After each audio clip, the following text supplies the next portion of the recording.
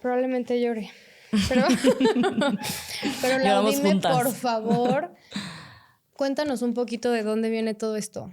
Yo lo sé un poco, pero siempre me gusta escucharlo otra vez.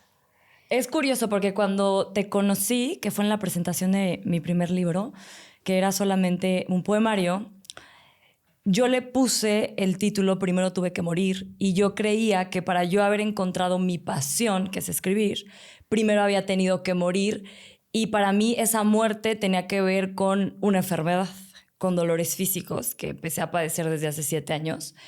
Y yo creía que esos dolores físicos era como la muerte metafórica de la que yo estaba hablando.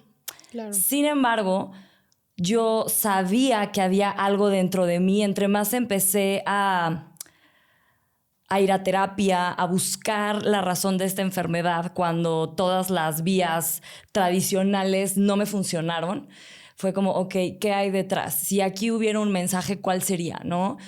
Sobre todo, hubo un momento en donde me empezaron a dar unos dolores de cabeza muy, muy intensos. Uf. Y ahí fue cuando empecé a sentir que algo más había. O sea, no podía haber tanto dolor físico sin machear un dolor emocional. Entonces yo decía, ¿dónde está el dolor emocional?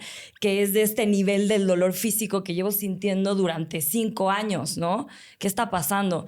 Y después de mucho trabajo terapéutico, y bueno, no sé exactamente por qué sucedió, pero un día simplemente recordé un trauma. Y recordé que algo me había sucedido cuando era una niña y que esa era la razón emocional de todos mis dolores físicos. Y la verdad es que proporcionalmente los dolores físicos eran menores al dolor emocional. Entonces, cuando yo me enteré, lo primero que vi, lo primero que pensé fue, me gustaría no haberme enterado.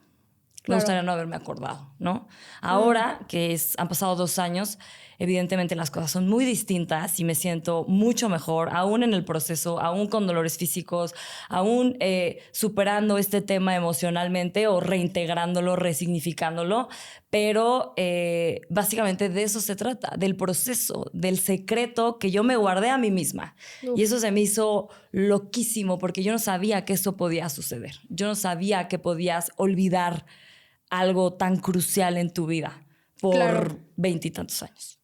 Claro. Uf, no, qué fuerte. Y también creo que, o sea, esto de hablar del secreto que me guardé a mí misma, creo que como es una variante, ¿no? O sea, puede ir como por 2 lados, porque es me estaba protegiendo a mí misma. Totalmente. O te puedes culpar de haberte mentido a ti misma. Y ahí es algo que a mí me rebota muy cañón, porque creo que pasa mucho esto en donde yo siempre digo, como de verdad podemos vibrar en lo que sea, o sea, en enojo, en envidia, si quieres, en celos, pero jamás en vergüenza. Es Vergüenza la más fuerte. es la más baja. Es la más dura. Toda la polaridad de gratitud y de autenticidad, ¿no? Entonces, pero sucede. Muchísimo. Que también te sientes muy avergonzada de tu historia o de esconderte algo o de mentirte algo o de no también entender que es tu manera de protegerte y es tu manera de cope with life. ¿no? Claro, y que todo tiene su momento. A mí me costó mucho trabajo porque yo sentía que había sido una maldición que después de tanto tiempo me enterara y que solo me llegaran pocas imágenes, ¿no? Claro. Y que tampoco tuviera la historia completa. Entonces yo decía, ¿cómo voy a resolver? Que luego me di cuenta que no hay nada que resolver, ¿sabes? Sino que abrazar.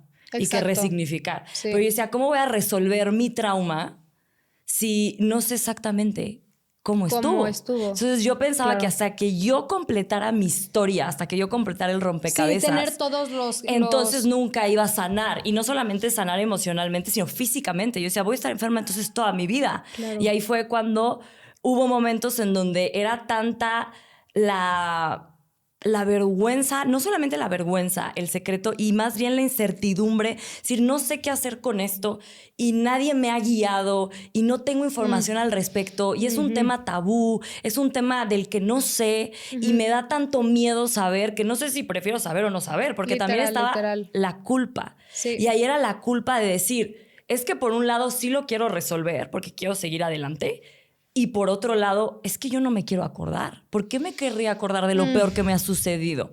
¿Por qué querría convertir una película que ya de por sí sé que es terrible? Total. Y lo increíble fue que de eso estoy escribiendo, de eso escribí este libro y de eso estoy escribiendo mi nuevo libro, que no es necesario tener la película completa para tú poder validar lo que te sucedió. Total. Entonces a mí me Total. sucedió esto, independientemente del quién fue, el cómo fue específicamente, a mí me sucedió. Y yo, ¿qué voy a hacer con esto? Yo, ¿cómo puedo abrazarme, apoyarme, mirarme? Y lo heavy fue que cuando yo pude ver eso terrible que me había sucedido a una edad tan chiquita, Claro. Entonces yo veía niños y me veía a mí misma, fue la primera vez en mi vida que pude tener compasión conmigo misma. Wow. Y eso siento que me abrió el corazón.